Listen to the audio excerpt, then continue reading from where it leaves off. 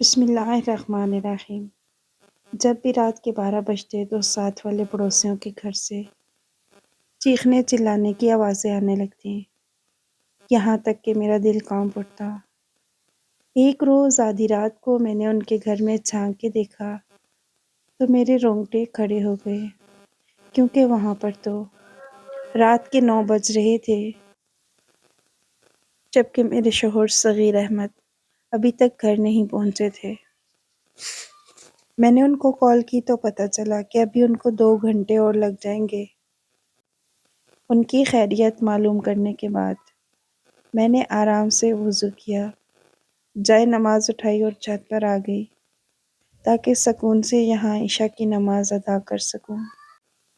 تہجد ہو چاہے عشاء کی نماز میں اکثر چھت پر ہی پڑھا کرتی تھی، چونکہ یہ گرمیوں کے اولین دن تھے جب اوپر ہلکی ہلکی ٹھنڈی ٹھنڈی ہوا چلتی تو دل عجیب سے سرور میں آ جاتا اور عبادت کا مزہ دوبالا ہو جاتا۔ تہجد تو اکثر میں صحن میں ہی ادا کرنے لگی تھی، کیونکہ گھٹنوں کے مسئلے کی وجہ سے بار بار اوپر چڑھنا تھوڑا میرے لیے مشکل ہونے لگا تھا۔ میں نے وضو کیا، جائے نماز اٹھائی اور دھیرے دھیرے سیڑھیاں چڑھنے لگی، کیونکہ اب وہ عمر نہیں رہی تھی کہ میں جلدی جلدی 2 منٹ میں ساری سیڑھیاں چڑھ کر چھت پر پہنچ جاؤں۔ آہستہ آہستہ بڑھاپا مجھے گھیرنے لگا تھا اور میں اسی میں خوش تھی، کیونکہ دنیا میں سبھی لوگ موجود ہیں جنہوں نے بچپن سے جوانی اور پھر جوانی سے بڑھاپے تک کا سفر کرنا ہے۔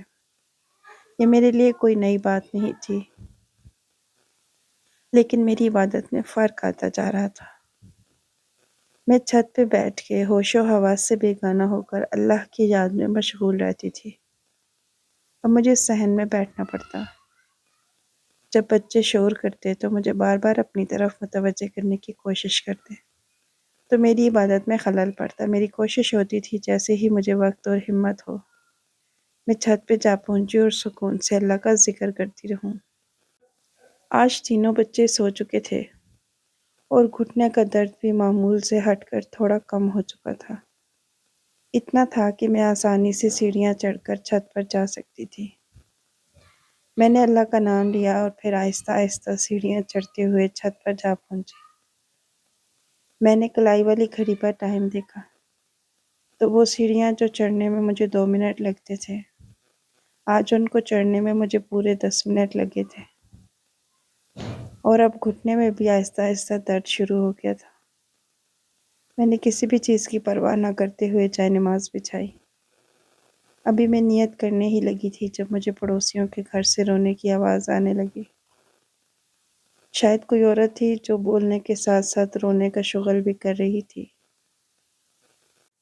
پہلے میں نے اس سب کو نظر انداز کیا۔ جب میں نے 4 سنتیں پڑھ لیں تو پھر مجھے احساس ہوا کہ اس آواز میں مسلسل اضافہ ہو رہا ہے۔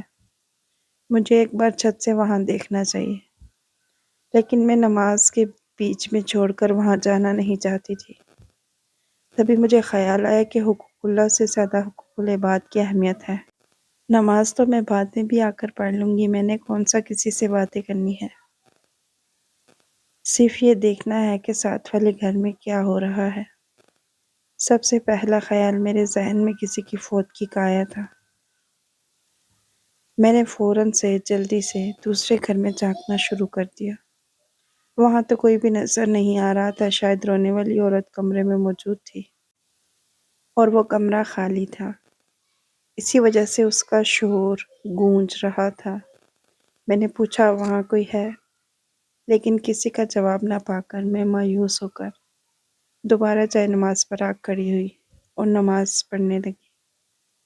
مجھے نماز پڑھتے پڑھتے 20 منٹ لگ چکے تھے۔ وہ آوازیں مسلسل تیز ہوتی جا رہی تھی، کبھی بچے کے رونے کی آوازیں آتی اور کبھی وہ عورت خود رو رہی ہوتی۔ 1-2 بار تو تھپڑ مارنے کی بھی آواز آئی۔ مجھے بہت عجیب لگا، ایسا محسوس ہوا جیسے اس عورت کے شوہر نے اسے خوب مارا ہے، اور بچے ماں باپ کو اس حالت میں دیکھ کر رو رہے ہیں۔ میں نہیں جانتی تھی کہ حقیقت کچھ اور ہے، لیکن جو آوازیں اور باتیں میں نے سنی اس سے مجھے اتنا تو اندازہ ہو چکا تھا کہ ساتھ والے گھر کے حالات ٹھیک نہیں۔ تب مجھے بالکل بھی مدد کا خیال نہیں آیا تھا۔ میں نے نماز پڑھی اور پورا گھنٹہ جائے نماز پر بیٹھی میں تسبیحات کرتی رہی۔ میرا دھیان اب اس گھر سے ہٹ چکا تھا۔ تبھی لائٹ چلی گئی تو اس گھر سے ایک چیخ بلند ہوئی۔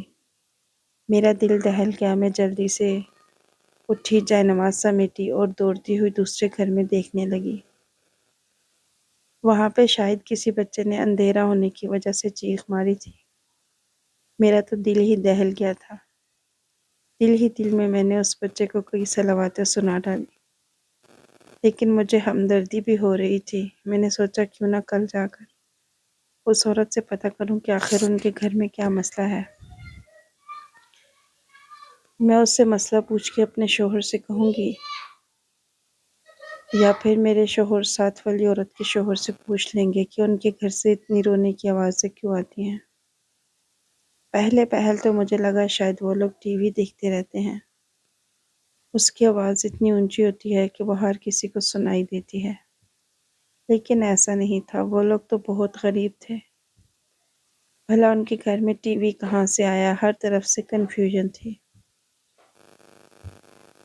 اس لیے میں نے سوچا کیوں نہ اپنے شوہر سے کہہ کر پتہ کروں کہ آخر اس گھر میں کیا مسائل ہیں، کیا ہم ان کی کوئی مدد کر سکتے ہیں۔ ان لوگوں کی رونے کی آوازیں سنتے سنتے میں نیچے آ گئی تھی۔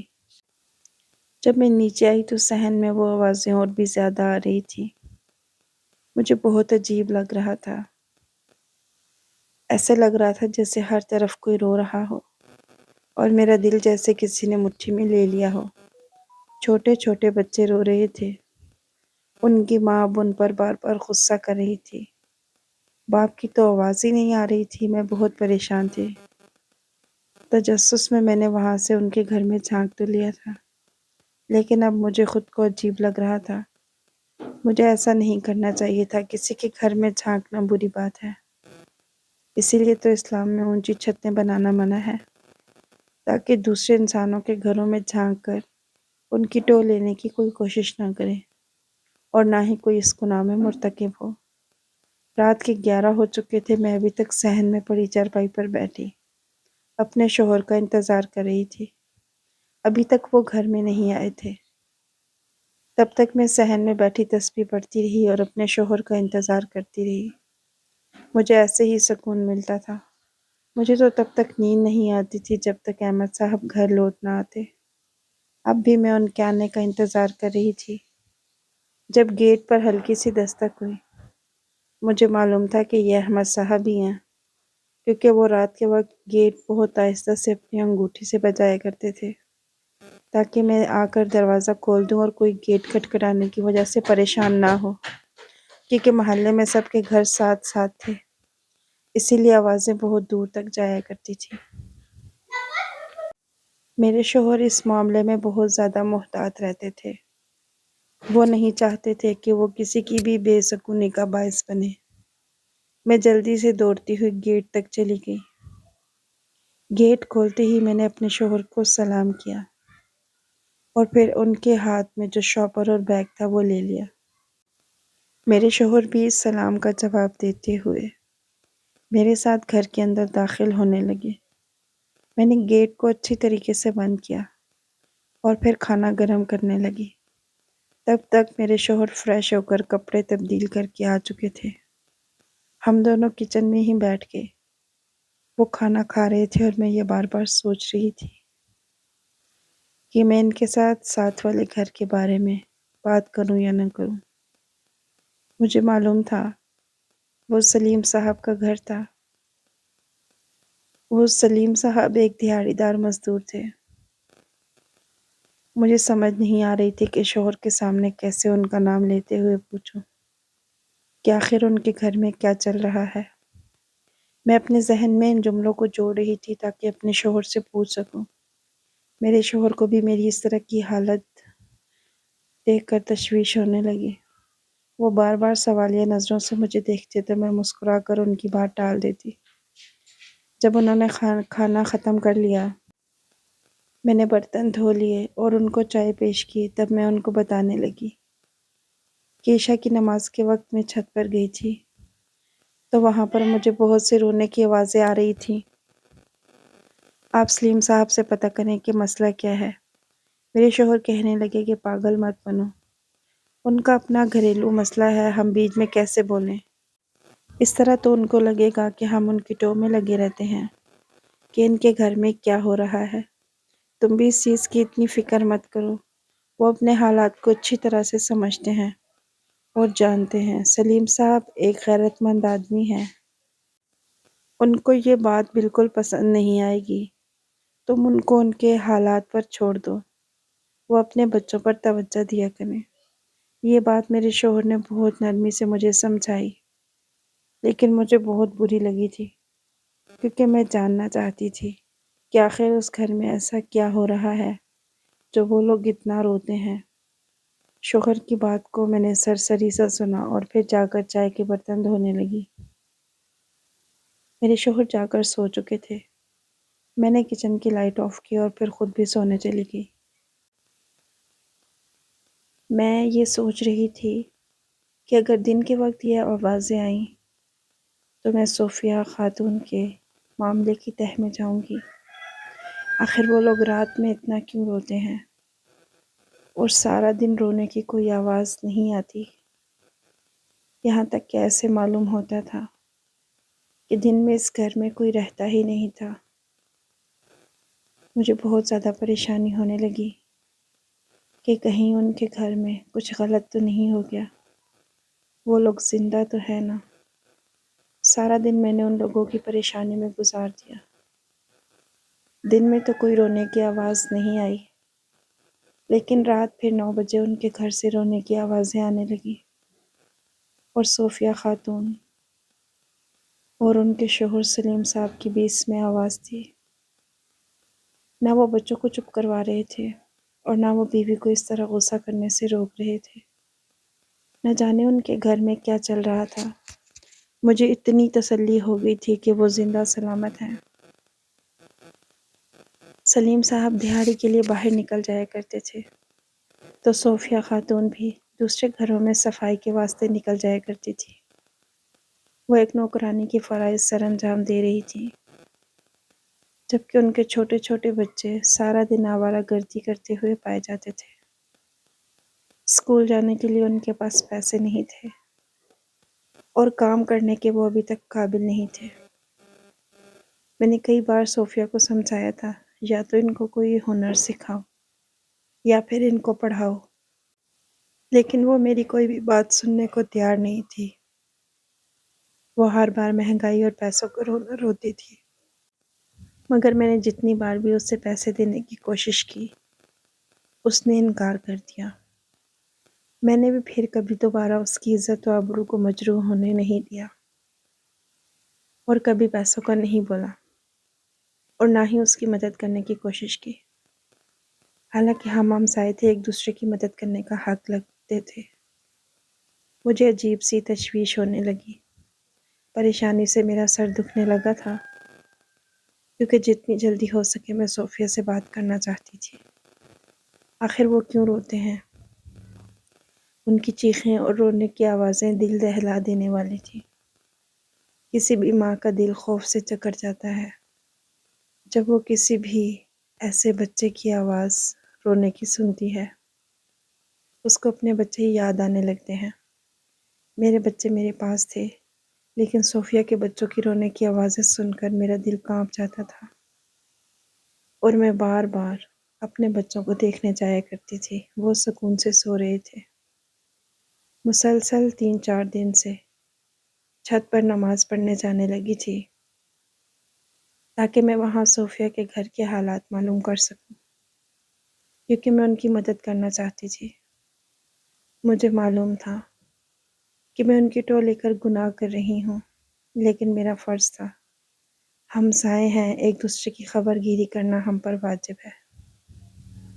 میرا شوہر تو مدد کرنا چاہتا نہیں تھا، وہ چاہتا تھا کہ ہم ان کو ان کے حال پر چھوڑ دیں اور اپنی زندگی پر فوکس کریں، لیکن میں ان لوگوں کو اکیلا نہیں چھوڑ سکتی تھی۔ خاص طور پر صوفیہ کے حالات جاننے کے بعد تو مجھے اس سے بہت زیادہ ہمدردی ہونے لگی تھی، لیکن میں تب تک اس کے لیے کچھ نہیں کر سکتی تھی جب تک وہ براہ راست مجھے سارے حالات گوش گزار نہ کر دیتی۔ جتنی بار بھی میں نے ان لوگوں کے رونے کی آوازیں سنی، میں نے اپنے شوہر کو اطلاع دی، لیکن وہ ہر بار مجھے اس معاملے سے دور رہنے کی تلقین کیا کرتے تھے۔ میں بھی مجبور تھی، عورت تھی، خود سے ان کی مدد نہیں کر سکتی تھی۔ شوہر کا تعاون تو بہت لازمی تھا، لیکن میں کیا کرتی؟ وہ عورت خود ہی مجھ سے مدد لینا نہیں چاہتی تھی۔ میں نے اس سے یہ بھی کہا تھا کہ بے شک تم ہمارے گھر کے کام کر دیا کرو، اس کے بدلے تمہیں ڈبل پیسے دے دیا کروں گی، اس طرح تمہاری مدد بھی ہو جائے گی اور میرے گھر کا کام بھی آسان ہو جائے گا۔ لیکن وہ کہنے لگی کہ اس کو بہت سارے بنگلوں میں جانا ہوتا ہے، یہاں آنے کے لیے اس کے پاس وقت نہیں بچتا، یہاں تک کہ اس کا اپنا گھر صاف کرنے کے لیے بھی اس کے پاس وقت نہیں۔ مجھے سمجھ نہیں آتی تھی آخر وہ دونوں میاں بیوی جو اتنا کماتے ہیں تو وہ جاتا کہاں ہے کہ وہ لوگ ابھی تک فاقے کر رہے ہیں۔ یہ بات میری سمجھ سے باہر تھی اور میں معلوم کرنا چاہتی تھی، لیکن کچھ بھی پتہ نہیں چل رہا تھا۔ 5-6 دن بعد جب میں تہجد کے لیے اٹھی تو چھت پر جانے کی بجائے اپنے صحن میں ہی تہجد ادا کرنے کے بارے میں سوچا۔ میں نے جائے نماز اٹھائی، وضو کیا اور پھر دیوار کے ساتھ جائے نماز رکھ کر نیچے ہی نماز پڑھنے لگی۔ میں نے تہجد پڑھی، دعائیں مانگی، ابھی تسبیحات کر ہی رہی تھی جب مجھے رو کر دعائیں مانگتی ہوئی ایک عورت کی آوازیں سنائی دینے لگی۔ وہ یقیناً صوفیہ ہی تھی۔ یا اللہ مجھے معاف کر دے، میں نے جتنے بھی گناہ جو جانے انجانے میں کیے ہیں تو ان سب کو معاف کر دے۔ یا اللہ آپ تو جانتے ہیں ہم انسان خطا کے پتلے ہیں، نہ جانے ایسی کون سی غلطی میں نے کی ہے جس کی سزا مجھے یوں مل رہی ہے کہ پچھلے 4 دنوں سے میرے بچے بھوکے ہیں اور بلک بلک کر کھانا مانگ رہے ہیں۔ میرے پاس اتنے پیسے بھی نہیں کہ میں ان کے لیے کھانا خرید کر لا سکوں۔ یا اللہ ہم دونوں میاں بیوی اپنی طرف سے پوری کوشش کرتے ہیں، لیکن پھر بھی ہم کچھ نہیں کر پا رہے۔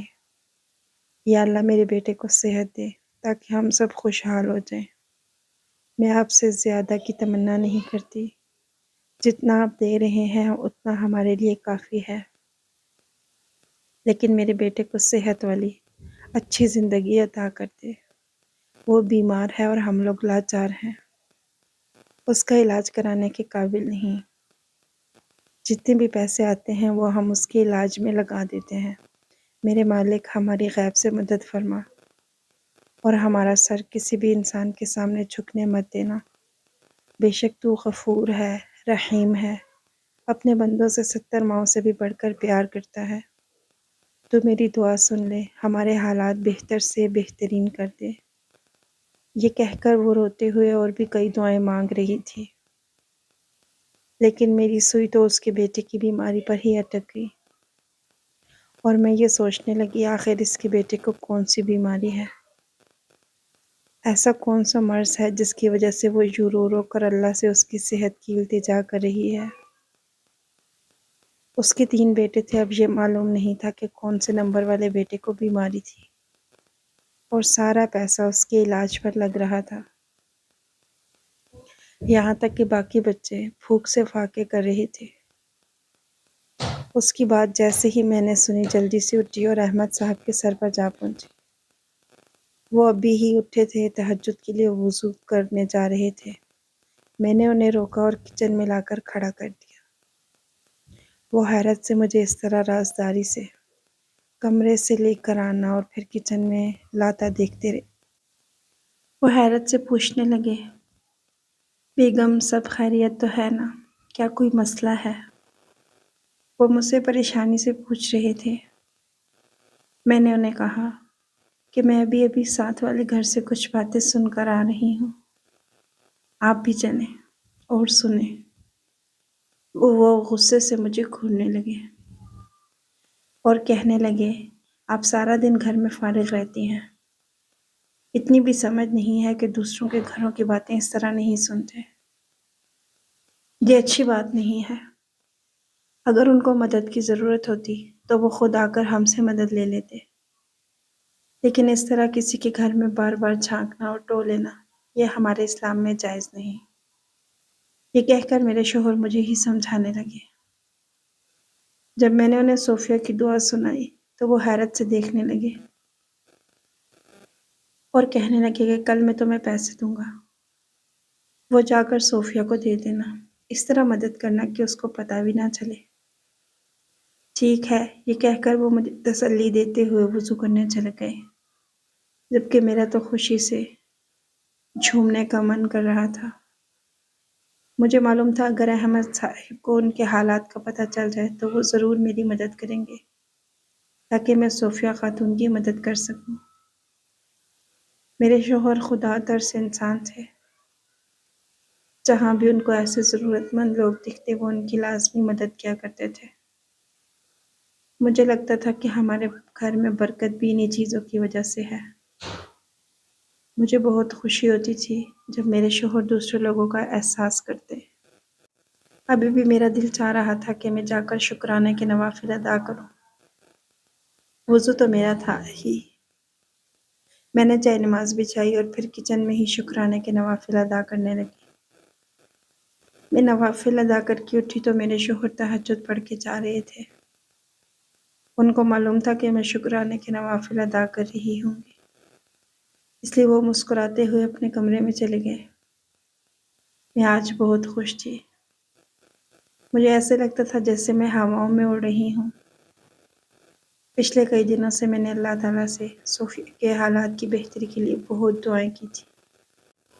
اب جب مجھے موقع ملنے جا رہا تھا تو میں خوشی سے پھولے نہیں سما رہی تھی۔ اگلے روز بچوں اور شوہر کو آفس اور اسکول بھیجنے کے بعد میں نے جلدی سے عبایا پہنا اور پھر صوفیہ کے گھر چلی گئی۔ گھر میں کوئی بھی موجود نہیں تھا۔ ایک بیمار لڑکا چارپائی پر پڑا ہوا تھا۔ دیکھنے میں وہ صحیح سلامت تھا، کہیں سے بیمار نظر نہیں آ رہا تھا۔ مجھے دیکھ کر زیر لب مسکرانے لگا اور پھر آہستہ سے اٹھ کر چارپائی پر بیٹھ گیا۔ گھر میں اور کوئی بھی نہیں تھا۔ اس کی ماں صوفیہ خاتون اسی وقت گھر میں داخل ہوئی جب مجھے آئے ہوئے 5 منٹ ہو چکے تھے۔ میں اس لڑکے کے پاس ہی چارپائی پر بیٹھ گئی تھی۔ لڑکا میرے چھوٹے بیٹے علیان کے جتنا تھا۔ مجھے اس پر بہت پیار آیا۔ وہ اتنی سی عمر میں اتنی بڑی بیماری میں مبتلا تھا۔ مجھے گھر میں دیکھ کر صوفیہ گھبرا گئی، جلدی سے میری طرف بڑھی اور کہنے لگی، بی بی جی آپ یہاں، خیریت تو ہے نا؟ میں نے اس سے کہا سب خیریت ہے۔ وہ کہنے لگی میں آپ کے لیے چائے بنا کر لاتی ہوں۔ میں نے اسے کہا چائے نہیں پینی، بس ایک گلاس پانی لا دو۔ صوفیہ پانی لے کر آئی تو میں نے اسے اپنے پاس بٹھا لیا، جبکہ اس کا بیٹا ہم دونوں عورتوں کو باتیں کرتا دیکھ کر اٹھ کے اپنے کمرے میں چلا گیا۔ ان دونوں کے چہرے پر کہیں بھی اداسی، مایوسی یا حالات کا رونا نہیں لکھا تھا، بلکہ وہ تو اللہ کا شکر ادا کر رہے تھے۔ مجھے ان کو اس طرح دیکھ کر خوشی ہوئی لیکن دکھ بھی ہوا کہ وہ کتنی بڑی مصیبت سے دوچار ہیں۔ تبھی صوفیہ کہنے لگی آپ یہاں آئیں، سب خیریت تو ہے؟ میں اسے کہنے لگی کہ صوفیہ میں تمہاری مدد کرنا چاہتی ہوں۔ بے شک ہم تمہارے ہمسائے ہیں۔ ہم نے آج تک جو بھی تم سے غفلت برتی ہے اس کے لیے میں تم سے معافی مانگنے آئی ہوں۔ میں تو تمہاری ہمسائی تھی، میرا حق بنتا تھا کہ میں تمہارے حالات کی خبر گیری کرتی اور جہاں تک ممکن ہو سکتا تمہاری مدد کرتی۔ یہ بات کہنے کی دیر تھی جب صوفیہ کہنے لگی نہیں بی بی جی، ایسا کوئی مسئلہ نہیں، مجھے آپ کی مدد کی ضرورت نہیں۔ آپ نے کہا مجھے بہت اچھا لگا، لیکن میرے پاس اللہ کا دیا سب کچھ ہے۔ یہ سن کر میں نے صوفیہ کے ہاتھ پر ہاتھ رکھا اور پھر اسے سمجھانے لگی کہ یہ پیسے میں تمہیں بطور ادھار دے رہی ہوں، جب تمہارے پاس پیسے آ جائیں تو مجھے لوٹا دینا، اور اگر تم نہ لوٹا سکو تو میرے گھر آ جانا۔ 1 گھنٹے میں جو تمہارا دل کرے وہ کام کر دیا کرنا۔ اس طرح تمہارے پیسے بھی جو قرض ہیں ادا ہو جائے گا اور تمہارے مسئلے کا حل بھی ہو جائے گا۔ میرے گھر میں تھوڑا سا ہی کام کرنا ہے، بس جب میں ہفتے میں کپڑے دھویا کروں گی تو میرے ساتھ آ کے مدد کروا دیا کرنا، ٹھیک ہے؟ میری یہ کہنے کی دیر تھی جب صوفیہ روتے ہوئے میرے گلے لگ گئی اور اونچی اونچی آواز میں رونے لگی۔ میں نے اسے چپ کرایا اور پھر سمجھایا کہ جو لوگ اللہ کا شکر ادا کرتے ہیں تو اللہ تعالیٰ انہیں اور زیادہ نوازتا ہے۔ تم فکر مت کرو، دیکھنا سارے حالات بالکل ٹھیک ہو جائیں گے اور پھر تم خدا کا شکر ادا کرو گی۔ لیکن اللہ تعالیٰ تمہارے ساتھ ہے۔ تم اس رب کا شکر ادا کرو جس نے تمہارے لیے وسیلہ بنا دیا ہے۔ وہ کہنے لگی میری شادی کم عمری میں ہو گئی تھی، 8 بچوں کا ساتھ ہے، شوہر اور میں خوب محنت کرتے ہیں، لیکن سارا پیسہ بیٹے کی بیماری پر خرچ ہو جاتا ہے۔ میں ناشکری نہیں کر رہی، میں تو اللہ کا شکر ادا کرنے والی ہوں، لیکن کبھی کبھی دل سے آہ نکلتی ہے جب امیروں کے گھروں کو دیکھتی ہوں، ان کے گھر میں اتنا زیادہ کھانا پکتا ہے، وہ یہ بھی نہیں کرتے کہ ہم ملازمین کو دے دیں، وہ کھانا پھینک دیتے ہیں۔ تو دل سے آہ نکلتی ہے کاش ہمیں بھی یہ مقام مل جائے اور ہم ہر کسی کی مدد کریں۔ لوگوں کے پاس اتنا پیسہ ہے لیکن وہ کسی کی مدد کا نہیں سوچتے۔ آخر لوگ اتنے خود غرض کیوں ہیں باجی؟ یہ کہہ کر وہ اپنے آنسو صاف کرنے لگی۔ میں نے اسے خوب تسلیاں دیں اور پھر وہاں سے اٹھ کر جانے لگی۔ یہاں سے اٹھ کر میں چھت پر گئی تھی کیونکہ میری بہن کا فون آ رہا تھا اور نیچے سگنل نہیں تھے۔ میں نے چھت کے اوپر سے دیکھا تو نیچے صوفیہ جائے نماز بچھائے اللہ کا شکر ادا کرتے ہوئے نہیں تھک رہی تھی۔ وہ خوددار عورت تھی، کسی کے سامنے ہاتھ پھیلانا نہیں جانتی تھی، لیکن آج اس کی مدد کی تھی میں نے اپنی بہن سے اس بات کا ذکر کیا تو وہ کہنے لگی مجھے ایک ایسی لڑکی کی ضرورت ہے جو سارا دن میرے ساتھ رہے اور میرے چھوٹے موٹے کام کر دیا کرے۔ یہاں وہ محفوظ رہے گی کیونکہ میرے چھوٹے چھوٹے بچے ہیں، اس کی عزت کو کوئی خطرہ نہیں ہوگا، اور میرے شوہر تو غیر ملک ہوتے ہیں۔ اگر تم کسی بچے کا انتظام کروا دو تو میں اس کو ماہانہ 30,000 دیا کروں گی۔ مجھے اس کی یہ بات بہت زیادہ پسند آئی۔ میں فوراً سے پہلے دوبارہ صوفیہ کے گھر گئی اور اس کی بڑی لڑکی کے بارے میں بات کی۔ اس کی بڑی بیٹی 15 سال کی تھی اور ہر کام کرنا جانتی تھی۔ وہ خود بھی صوفیہ کے ساتھ دوسرے گھروں میں جا کر کام کرواتی تھی۔ صوفیہ کو یہ بات پسند نہیں تھی کہ جوان جہاں لڑکی دوسرے لوگوں کے گھروں میں کام کرے، کیونکہ وہ لوگ اسے بری نظر سے دیکھتے تھے۔ وہ بہت زیادہ خوبصورت تھی۔ جب میں نے صوفیہ سے اپنی بہن والی بات ڈسکس کی تو وہ خوش ہو گئی اور کہنے لگی بی بی جی، اللہ تعالیٰ آپ کو سلامت رکھے۔ مجھے سمجھ نہیں آتا کہ میں آپ کو شکریہ کیسے ادا کروں۔ میں نے اس کے ہاتھ تھام لیے اور میں نے اس سے کہا میرا شکریہ ادا کرنے کی ضرورت نہیں ہے، وہ جو 70 ماؤں سے بھی زیادہ ہم سے محبت کرتا ہے اس کا شکر ادا کرو۔ تو وہ سجدے میں گر گئی۔ میں بھی اٹھ کر گھر آ گئی تھی اور حیران تھی کہ اللہ تعالیٰ بھی ہماری مدد کے اسباب وہاں سے پیدا کرتے ہیں جہاں سے ہمیں امید بھی نہیں ہوتی۔ بے شک وہ ہم سب کے حق میں بہتر سے بہترین کرنے والے ہیں۔ کو ویڈیو پسند آئی تو اسے لائک اور شیئر کیجیے گا۔ اگلی ویڈیو تک کے لیے اللہ حافظ۔